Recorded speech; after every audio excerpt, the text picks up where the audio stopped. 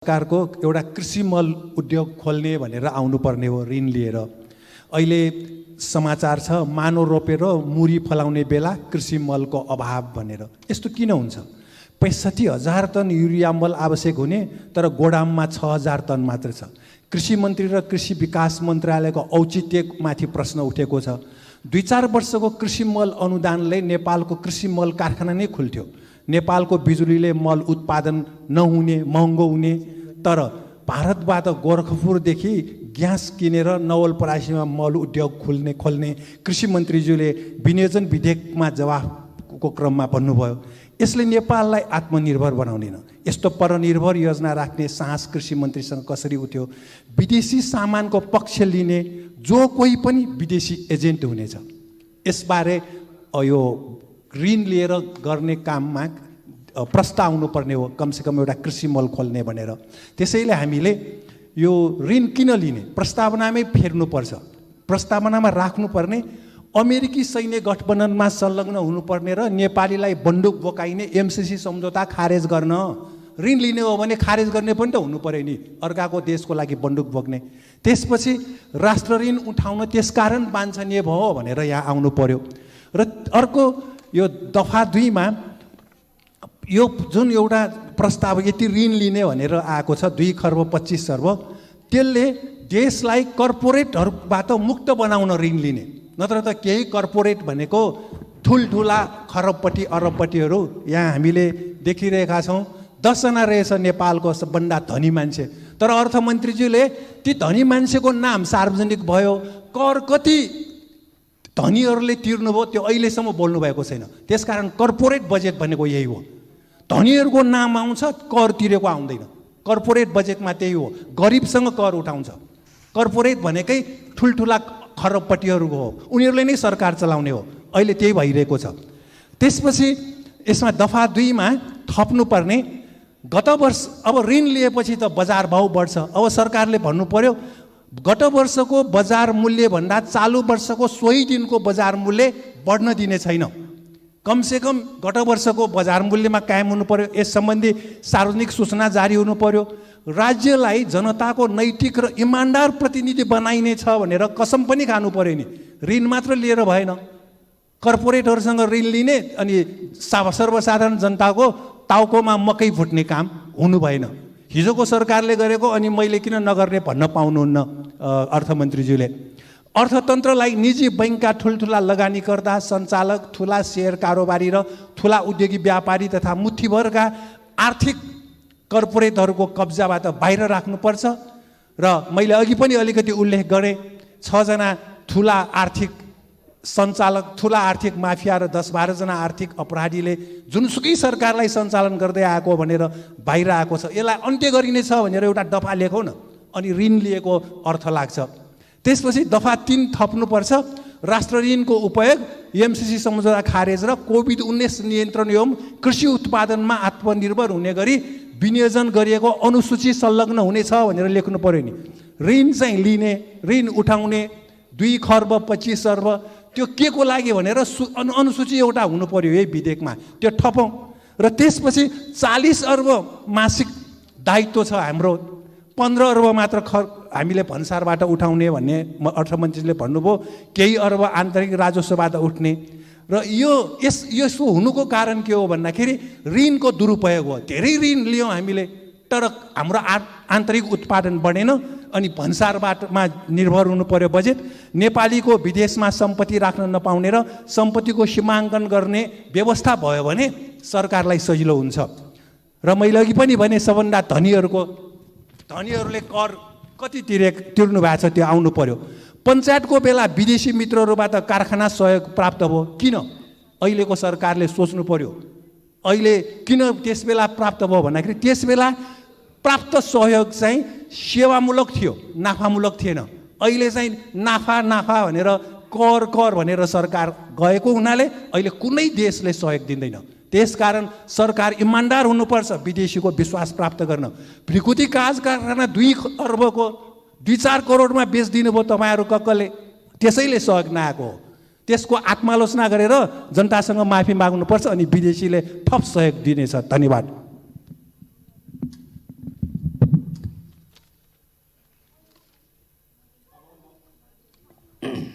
अब म संशोधनकर्ता मान्य हाम्रो सिद्धान्त अनुसार सधैँ ऋण भनेको अति आवश्यक परेको बेला र तिर्नु सक्ने हिसाबले मात्रै ऋण लिनुपर्छ भन्ने छ। पुराना कहावतहरू पुराना तरिकाबाट हामी जसरी जान्थ्यौँ त्यो पुर्खौँदेखिको विशेष गरी यो पूर्वतिरको हाम्रो गाउँ पहाडतिरको जुन व्यवस्था थियो त्योबाट पनि आउँछ। जब सकिँदैन मान्छे तलबाट लिँदै गर्थे। अब म यस परिस्थितिमा म के भन्न चाहन्छु भनेदेखि चाहिँ हामीले अहिले कोरोनाको कारणले व्यवस्थापन गर्न सकिरहेको छैनौँ। 10 अर्ब खर्च भयो, त्यसको हिसाब हामीले दिन सकेको छैन। जनता आक्रोशित छ र हामीले सब यो ऋण उठाइकन खालि केमा खर्च गर्ने हो? एकाउन्टेबिलिटी कहाँ हुनसक्छ? अर्को कुरा के छ भने अहिलेको परिस्थितिमा हामीसँग उठाउनु पर्ने रकमहरू, राज्यले उठाउन सक्ने रकमहरू, अस्ति पनि मैले भने न्यायालयले गरेका निर्णयहरू, सबै अरू ठाउँबाट आउनुपर्ने रकमहरू, सबै यो चिज उठाएर सरकारलाई आफ्ना आवश्यकता भएका खर्चहरू किन गर्न सक्दैन? त्यस्तै गरी अहिलेको अवस्थामा पुँजीगत खर्च धेरै हुन सक्दैन, चालु खर्चमा बेसी जान्छ। पुँजीगत खर्चमा हुन सक्यो भनेदेखि रेट अफ रिटर्न हुनसक्छ कि, तर अहिले त्यो परिस्थिति त्यो पनि देखिँदैन। त्यसले गर्दाखेरि मलाई लाग्छ यत्रो रकम हामीले राष्ट्रिय ऋण उठाउन आवश्यकता छैन। हामी समयमा हुनुपर्छ, हामीमा सरकारको काम गर्ने क्यापेसिटी बढ्न सक्नुपर्छ र हामीले आफ्नै सम्पत्तिहरू जहाँ छन् त्यो उठाउन सक्नुपर्छ। त्यो चिज अस्ति पनि मैले भनेको थिएँ, मेबी सब्जेक्ट नमिलेर होला, मन्त्रीजीले जवाफ दिनु भएन। र अर्को चिज, जब यसरी ठुलो रकम चाहिँ सरकारले उठाइसकेपछि बजारमा समस्या पर्छ। उहाँले त हुँदैन भन्नुहुन्छ, तर व्यवहारमा सधैँ त्यही चिज छ। त्यस कारणले गर्दा म यत्रो रकम चाहिँ राष्ट्रिय ऋण नउठाउनुको निम्ति विशेष अनुरोध गर्दछु। श्री मृणेन्द्र प्रसाद रिजाललाई आफ्नो संशोधन प्रस्तुत गर्दै छलफलमा भाग लिन अनुमति दिन्छु। मान्यजीको समय 5 मिनट रहेको छ। सम्माननीय सभामुख महोदय, हाम्रो पार्टीको तर्फबाट राखेको संशोधनमा राष्ट्रिय ऋणको सीमा 2 खर्ब 25 अर्बको सट्टा आर्थिक वर्षमा सर्वसञ्चित कोषमा दाखिला हुने राजस्वको 20% नबढ्ने गरी तोकियोस् भन्ने संशोधन राखेका छौँ। यो संशोधन किन राखेका छौँ त्यो कुरा गर्दाखेरि म अघि मैले उठाएको कुरा र अर्थमन्त्रीजीले पनि स्वीकार गरेको कुराबाटै सुरु गर्न चाहन्छु। कठिनाइ छ, खर्च निकै बढी छ, आम्दानी छैन। अहिले पनि 176 अर्बको आम्दानी र खर्चको सन्तुलन बिग्रिसकेका छ। गएको 8 दिनमा यो सन्तुलन 31 अर्बले बिग्रियो। बिग्रिने मूल कारण के हो भन्दा यो 8 दिनमा 38 अर्ब जति झन्डै चालु खर्च भएको छ। चालु खर्च यसै गरी यो वर्षको अन्तिमसम्म बढ्दै जाने हो। चालु खर्च यसरी बढ्दै जाने कुराको लागि रोक्नलाई सजिलो छैन। अर्थमन्त्रीजीलाई त्यो उहाँले पनि स्वीकार गर्नुभयो, मैले पनि भन्छु त्यही। तर हामीले ऋण आन्तरिक बजारबाट ऋण उठाउने कुरामा काहीँ न काहीँ एउटा अनुशासन कायम गरेनौँ भने झन् ठुलो कठिनाइमा पर्छौँ भन्ने हाम्रो चिन्ता हो। यसकारण कि मैले अघिल्लो बैठकहरूमा पनि यस विषयमा यो विधेयकको मा विचार गरियोस् भन्ने बेलामा भने कि अहिलेको कोरोनाको क्राइसिस पछाडि बेरोजगारी पनि अत्यन्त बढ्छ। बेरोजगारी मात्रै होइन, बेरोजगारी धेरै नबढोस्, अर्थतन्त्र केही उपायले तङ्ग्रियोस् भनेर सरकारले बजारमा तरलता बढाउने क्रममा मुद्रास्फीति पनि बढ्छ। 7% त बजेटमै स्वीकार गर्नुभएको छ। योपालिको लक्ष्य नै 7% को मुद्रास्फीतिको छ। भन्दा बेरोजगारी बढ्ने, मुद्रास्फीति बढ्ने, अनि त्यो बेला 225 अर्ब सरकारले बजारबाट कर्जा उठाउने काम गर्न थालेपछि ब्याज दरमा पनि उत्तिकै ठुलो प्रेसर हुन्छ भन्ने चिन्ता हो। ब्याज दरमा पनि उत्तिकै ठुलो प्रेसर भयो भने व्यवसायहरू तङ्ग्रिने कुनै पनि उपाय हुँदैन, रोजगारीहरू सृजना गर्न सक्ने उपाय हुँदैन। त्यतातर्फ बढी ध्यान होस् भन्ने हो। यसकारण पनि कि अर्थमन्त्रीजीले योपालिको बजेटमा 525 अर्ब को आन्तरिक र बाह्य ऋणको कुरा गर्नुभएको छ। बाह्य ऋण 300 अर्ब र आन्तरिक ऋण 225 अर्ब। बाह्य ऋण 300 उठ्न सक्दैन, आउन सक्दैन, त्यो सम्भावनाभन्दा बाहिरको कुरा हो। पुँजीगत खर्च धेरै कम नदेखियोस् प्रतिशतमा भनेर बाह्य ऋण बढी देखाइएको छ। त्यो ऋण नआउने बित्तिकै एउटा दबाब के पर्छ भन्दा पुँजीगत खर्च हुन सक्दैन। पुँजीगत खर्च नभएपछि एकातर्फ ब्याज दर बढ्ने, अर्कोतर्फ निजी क्षेत्रले ब्याज नपाउने अनि सरकारले पनि पुँजीगत खर्च गर्न नसक्ने अवस्था भएपछि झन् अर्थतन्त्र तङ्ग्रिने कुराका लागि कठिनाइहरू बढ्दै जान्छन् भन्ने मलाई चिन्ता छ। त्यसैले यसलाई काहीँ न काहीँ डिसिप्लिनमा राख्नुपर्छ भन्ने। पोहोर साल हामीले यस्तै संशोधन 20% होइन 15% भनेर लेखाएको थियो। योपालि विशेष वर्ष हो, कोरोनाको सङ्क्रमण मुलुकले बेहोरिरहेछ। यो सङ्क्रमण बेहोरेको बेलामा कमसेकम 5% अझ थपिएर गर्दाखेरि हुन्छ भनेर लागेको हो। त्यसैले कुनै चिज नजोडिकन उठाउने आन्तरिक ऋण भन्दा हाम्रो राजस्व उठाउन सक्ने क्षमतासँग यसको सम्बन्धित हुनुपर्छ भनेर एउटा अङ्क लेख्ने परम्पराको सट्टा अब हामीले यो परम्परालाई चाहिँ राजस्वको क्षमतासँग जोडेर गरौँ भन्ने अर्को सैद्धान्तिक आधार हो। त्यसैले यो संशोधन प्रस्तुत गराउँ। एउटा कुरा मैले भन्नै पर्छ अर्थमन्त्रीजीलाई, उहाँ नै अर्थमन्त्री भए हुनाले हो यो विषयको राम्रो ज्ञाता अझ डाक्टर बाबुराम भट्टराईजी पुरानो अर्थमन्त्रीजीले त यहाँ भएका मध्ये सबभन्दा यो विषयको के अरे उत्कृष्ट ज्ञान भएको व्यक्ति भनेर अर्थमन्त्रीजीलाई भन्नुभएको छ। मैले त्यसमा होइन भन्नुपर्ने कुनै कारण छैन। तर अर्थ मन्त्रालय के छ त? आजको दिनमा अर्थ मन्त्रालयलाई बाहिरबाट हेर्दाखेरि बजेटका मोटा पुस्तिकाहरू हेर्दाखेरि अथवा कहिलेकाहीँ योजनाहरू बन्ने क्रममा बनेका योजनाहरू हेर्दाखेरि त्योभन्दा बाहिर अलिकति टेक्निकल केपेबिलिटी नभएको अङ्कहरूलाई अलिकति नखेल्ने मान्छेले अर्थ मन्त्रालयले दिएको अङ्क भन्ने त्यो पर भागेर हिँड्न सक्दैन, यो बुझिँदैन, केही गर्न सकिँदैन, जाने छैन भनेर।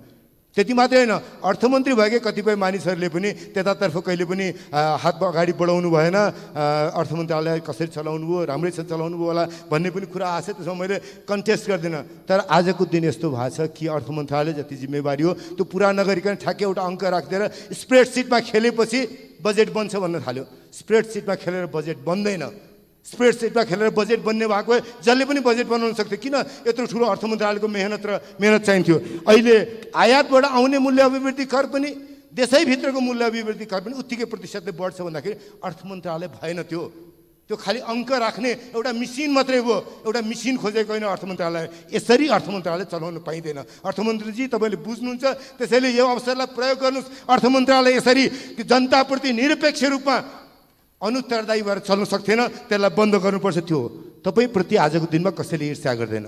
तपाईँकै पार्टीका मानिसहरू पनि तपाईँको छेउमा पर्नु पर्ला कि भनेर बजेट माग्न आउलान्। तर बानी यस्तो परिसक्यो, अघि नै पनि देखियो। सकौँ मान्यज्यू, सक्छु मैले अब के अरे 1 मिनटमा सकिहालेँ मैले। यस्तो अवस्था भइसक्यो सत्ताको कि सत्ता एमसिसीको मात्रै पक्ष र विपक्षमा छ भनेको जेमा पनि हुन्छ र हुँदैन भन्ने क्रममा जता पनि हुन्छ भन्न तयार छ, जता पनि हुन्न भन्न तयार छ। आदि सधैँ हुन्छ भन्छ, आदि सधैँ हुन्न भन्छ। यहाँ बस्या छ हुन्छ भन्छ, बाहिर गएर हुन्न भन्छ। यहाँ बस्या छ अर्थ मन्त्रालय ठिकसँग चलाएको छ भन्छ, बाहिर गएर के भन्दाखेरि सडकको जुलुसमा गएर अर्थ मन्त्रालय मुर्दाबाद भनेर हिँड्छ। यस्तो सत्ताबाट कसरी चल्ला? कमसेकम अर्थमन्त्रीजी तपाईँप्रति ईर्ष्या छैन, तर कमसेकम सत्ताको पार्टी एउटा ठाउँमा उभियोस्। कहाँ उभिन्छ? हरेक चिजमा हुन्छ हो कि हुन्न हो, एक ठाउँमा उभियोस् अनि जनतालाई त्यस पछाडि आश्वस्त गर्न सक्छ। यसरी अराजक सत्ताले आजको परिस्थितिलाई नियन्त्रण गर्न सक्दैन, जनतालाई आश्वस्त गर्न सकेन भने देशले दुर्भाग्य बेहोर्नुपर्छ। त्यही म सबैको अगाडि सभामुख मार्फत त्यस कुरामा ध्यान आकृष्ट गर्न चाहन्छु। धन्यवाद।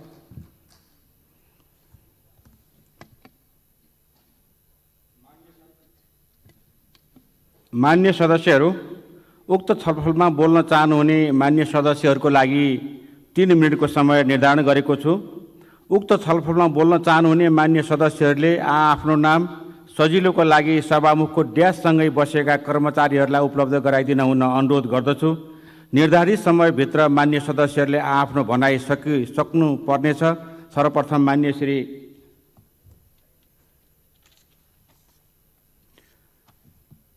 मान्य श्री दिव्यमणि राज भण्डारी।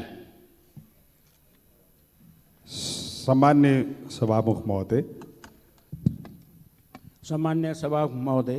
सर्वप्रथम हाम्रो मान्य श्री मिनेन्द्र प्रसाद रिजालज्यूले राख्नुभएको जो प्रस्ताव छ त्यसलाई म समर्थन गर्न चाहन्छु। र सर्वप्रथम अर्थमन्त्रीजीले यसपटक राष्ट्र ऋण उठाउने 2 खर्ब 25 अर्ब कुराहरू गर्नुभएको छ। अब ऋणै लिनुहुन्न भन्ने त कसरी भन्ने, र हामी ऋणमा डुब्दा डुब्दा तिर्न नसक्ने स्थिति आउँछ कि भन्ने डर मात्रै हो। अहिले हाम्रो डेट हामीले अब यो वित्त व्यवस्थापनमा 1 खर्ब 72 अर्ब 69 करोड राखेका छौँ।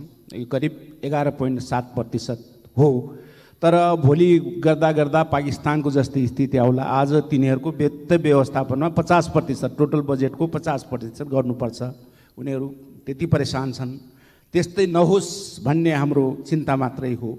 त्यसकारण यो आज हामीले यो साल हाम्रो आजसम्मको मैले अस्ति पनि भने आन्तरिक ऋण 5 खर्ब 91 करोड 5 खर्ब 91 अर्ब 92 करोड 4,43,411 रुपियाँ यति हो। आजको दिनसम्म यति छ हाम्रो टोटल आन्तरिक ऋण। यो 2 खर्ब पनि थपिने नै हो। हामी तुरुन्त तिर्न सक्ने अवस्थामा छैनौँ। सर्ट टर्मको लोन हो र त्यसकारण हामीले यति धेरै बजारबाट पैसा उठाउँदाखेरि भोलि ब्याङ्कहरूमा पैसा नहुँदा हुँदैन। ब्याङ्कहरूमा पैसा हुँदा नभने कर्जा पाउँदैनन्। कर्जा नपाएर उद्योगहरू चल्दैन।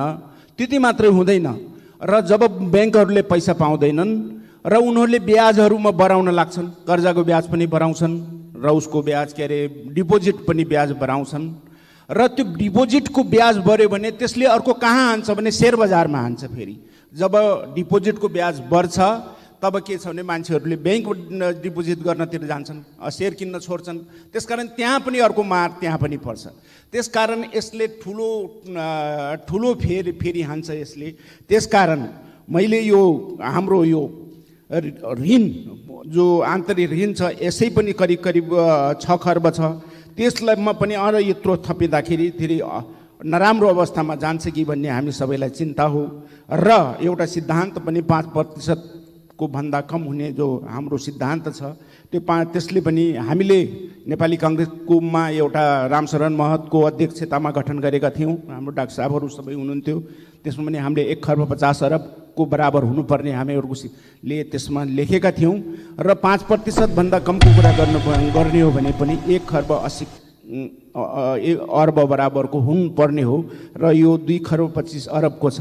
यसले गर्दाखेरि आगामी बजेटलाई पनि असर गर्नेछ, किनभने यो सर्ट टर्म हो। हामी तिर्न सक्ने छौँ कि छैनौँ, तिर्नु पऱ्यो भने यत्रो ऋण तिर्नु पऱ्यो र फेरि हामीसँग राजस्व र अरू कति बच्छ र फेरि बजेट बनाउनमा साङ्ग्रिम छ बजेट हाम्रो बनाउनमा। त्यसकारण यो पुँजीगत खर्च हुने होइन, यो चालु खर्च हुने हो। हुन त फेरि धेरै केही अर्थशास्त्रीहरूले भन्छन् यो चालु खर्च सबै सके मात्र चालु खर्च सबै नराम्रो हुँदैन, चालु खर्चले रोजगारी पनि बढाउँछ भन्छन्। तर हामीले त्यो रोजगारी बढाउने किसिमको मात्रमा जाने होइन। पुँजीगत खर्चले हामीले पुँजी बढाउने हो, उद्योग धन्दा सबै व्यवसाय बढाउने हो। त्यहीतिर हामीहरू बढी ध्यान दिनुपर्छ भन्ने कुरा मैले यहाँ भने। धन्यवाद।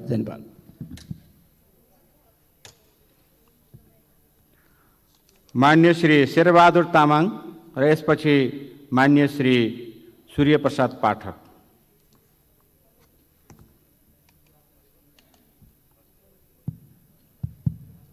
सम्माननीय सभामुख महोदय, हामी विगत निकै अगाडिदेखि राष्ट्र ऋण उठाउने विधेयक पारित गर्दै आइरहेका छौँ। फेरि पनि पारित गर्छौँ, पेस हुन्छ। निरन्तर कति सालसम्म जान्छ? हामी ऋणैमा चल्नुपर्ने। विभिन्न प्रतिष्ठानहरूले आफ्नो ब्यालेन्स सिट तयार गर्छ। ब्यालेन्स सिट तयार गर्न आय र व्ययको अनुमान गरिन्छ अनि आय र व्यय मिलाउनको लागि यसो हिसाब राखिन्छ। त्यस्तै अर्थ मन्त्रालयले सबभन्दा पहिला व्ययको अनुमान भयो। फलान ठाउँमा यति दिनुपर्ने, पालिकालाई अनुदान यति दिनुपर्ने, स्थानीय तहमा अरूमा यति जानुपर्ने, प्रदेशमा यति जानुपर्ने, अन्य खर्च यस्तो हुने, साधारण खर्च यति जाने, सबै अनुमान गर्दै गर्दै गर्दै जाँदाखेरि धन्नै 14 खरबको हाराहारी पुर्याउनु भयो। त्यस पछाडि आय के होला भनेर हिसाब गर्दाखेरि त्यही 8-9 खरबभन्दा बढीको हिसाब निक्लेन। त्यस पछाडि ब्यालेन्स सिट तयार गर्दा के गर्ने त भन्दा 5 खरब 24 अरबको चाहिँ अब ऋण लिने भनेर चाहिँ हामीले यतापट्टि आयमा जोड्यौँ। त्यसपछि ब्यालेन्स सिट तयार भयो। त्यसपछि 5 खर्ब 24 अरब ऋण लिन्छौँ हामी। त्यसमध्ये अब 2 खर्ब 25 अरब चाहिँ आन्तरिक ऋणको कुरा आज जुन हामी पारित गर्दैछौँ। यसो हुँदाखेरि यो ऋण हामीले जुन प्राप्त गर्छौँ गत आर्थिक वर्षमा पनि ब्यालेन्स सिटमा काहीँ न काहीँ त्रुटि भयो। त्यो त्रुटि भएको कारणले आज स्थानीय तहमा गएको हामीले जति अनुदान स्थानीय तहमा पठाएको थियौँ आज 753 स्थानीय तह छ। तिनले हामीले पठाएको सिलिङको बेसमा तिनले योजना बनाएको थियो हिजो यही चालु आर्थिक वर्षमा, र पछाडि हामीले पैसा पठाउन सकेनौँ। पैसा पठाउन नसकेको कारणले तिनका योजना पनि अब बहुवर्षीय हुँदैछ। साना साना 5 लाख 10 लाख 2 लाख योजना पनि अब बहुवर्षीय हुँदैछ, किनभने हामीले जति पैसा भनेका थियौँ त्यो पठाउन सकेनौँ। हामीले केन्द्रमा 2 खर्ब बजेट घटायौँ। घटाए पछाडि हामीले स्थानीय तहमा पनि घटायौँ र हरेक तहमा जाने बजेटहरू पनि हामीले पठाउन सकेनौँ। त्यस कारणले आय र व्ययको अनुमान अलिकति यथार्थपरक हुन सक्यो भने यसले हामी वास्तवमा जुन स्थिति छ हाम्रो आजको मुलुकको अर्थतन्त्रको, यसलाई बरु थोरै खर्च गरौँ। मितव्ययताको कुरा ल्याएको छ, धेरै धन्यवाद छ। धेरै मितव्यय बनाउनको लागि धेरै काम गरिराख्नु भएको छ, त्यसको लागि सरकार अर्थ मन्त्रालयलाई धन्यवाद छ। तर पनि तपाईँको चाहिँ यो अलिकति हामीले हिसाबमा नमिलाउँदाखेरि खरबौँको ऋणमा हामी पर्नुपर्ने र यो ऋण तिर्ने व्यवस्था हामी नहुने हुँदाखेरि आगामी दिनमा हामीले अरू आय गर्नेतर्फ हामीले केवल भन्सार करमा मात्रै भर पर्नुपर्ने, अधिकतर आयको हिस्सा चाहिँ भन्सारबाट उठ्ने रकममा भर पर्नुपर्ने स्थिति हामी जबसम्म रहन्छ तबसम्म यस्तो खालको विधेयक हामीले ल्याइरहनु पर्ने हुन्छ। त्यसैले यो विधेयक नल्याउने तर्फको कहिलेसम्मको लक्ष्य छ यो पनि अलिकति आएदेखि राम्रो हुन्थ्यो। धन्यवाद।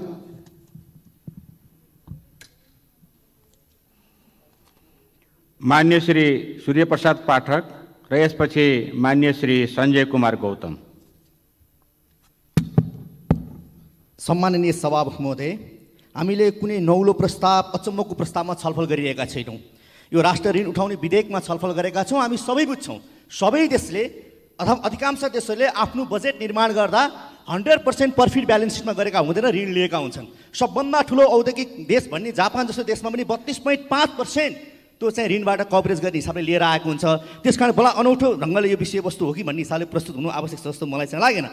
तर एउटा प्रश्न चाहिँ सधैँ उठ्ने गरेको चाहिँ के हो भने हामीले लिएको ऋण खर्च चाहिँ कहाँ हुन्छ, यो चाहिँ महत्त्वपूर्ण प्रश्न हो। यदि यो ऋण रोजगारी सिर्जनामा खर्च हुन्छ, यो प्रतिफल दिने योजनाहरू निर्माण गर्ने कुरामा खर्च हुन्छ, पूर्वाधार निर्माण गर्ने कुरामा खर्च हुन्छ र महत्त्वपूर्ण कुरा आम्दानी वृद्धि गर्ने कुरामा खर्च हुन्छ नि, यो स्वाभाविक हुन्छ। तर कहिलेकाहीँ मानिसहरूले आशंका गरे जस्तै ऋण लिएर घिउ खाने भने जस्तै ऋण लिएर त्यसलाई खालि प्रशासनिक खर्चमा अन्य खर्चमा मात्रै हामीले लगानी गऱ्यौँ भने त्यो चाहिँ अलिकति नागरिकप्रति अलिकति के गरे जस्तो अलिकति व्यवहार नमिलेको जस्तो देखिन सक्छ। त्यस कारणले ऋण लिने कुराप्रति धेरै आत्तिहाल्नुपर्ने, आतङ्कित भइहाल्नुपर्ने, उत्तेजित भइहाल्नु मैले खास कारण देख्दिनँ। किन मित्रहरूलाई थाहा छ, उहाँले राम्रो इकोनोमीको विद्यार्थी पनि हुनुहुन्छ, हेर्नुभएको छ, दुनियाँ बुझ्नुभएको छ, उहाँलाई राम्रोसँग थाहा छ। तर आलोचना त गर्नै पऱ्यो, यो स्वाभाविकै कुरा होला भन्ने मलाई लाग्छ। त्यस कारणले मेरो त अर्थमन्त्रीलाई मैले सुरुमा पनि भनेको थिएँ, यति बेला तपाईँले खुट्टा टेक्ने बेला हो र यति बेला आन्तरिक र बाहिर ऋण परिचालन नगरेसम्म हामीले यो कोरोना कोभिडकोसँग लडाइँ लड्ने र त्यसपछि पूर्वाधार निर्माण गर्ने कुरामा जान सक्दैनौँ। यसका लागि चाहिँ अगाडि बढ्नुपर्छ भन्ने मैले सुझाव राख्न चाहेँ। सबैलाई थाहा छ आज अमेरिकन नागरिकहरू थाप्लोमा कति ऋण बोक्छन्, जापानी नागरिकहरू थाप्लोमा कति ऋण बोक्छन्, अन्य देशका नागरिकहरू थाप्लोमा कति ऋण बोक्छन्, हामी सबैले बुझेका छौँ। हाम्रोमा ऋणको बुझाइ पनि गलत छ। के लेख्छ पत्रिकाले भने प्रति व्यक्ति 35,000 ऋण पुग्यो भन्छ, अनि घरमा बस्ने मान्छेको 3 जना परिवार हुन्छन्, अनि यसो हिसाब गर्नुहुन्छ, ओहो मेरो थाप्लोमा 90,000 95,000 ऋण आइसक्यो भनेर आतङ्कित हुने खालको अथवा अलिकति मतलब त्यसलाई आलोचना गर्ने खालको विषय भन्छ। तर ऋण लिने कुराप्रति हामीले आम्दानी जेनेरेट गऱ्यौँ भने स्वाभाविक रूपमा यो वृद्धि भएर जान्छ र हामीले तिर्न पनि सक्छौँ भन्ने मलाई लाग्छ। तर मैले यो संसदमा कहिलेकाहीँ अचम्मको एउटा अशास्त्रको परिभाषा भेट्न थालेँ आजकल।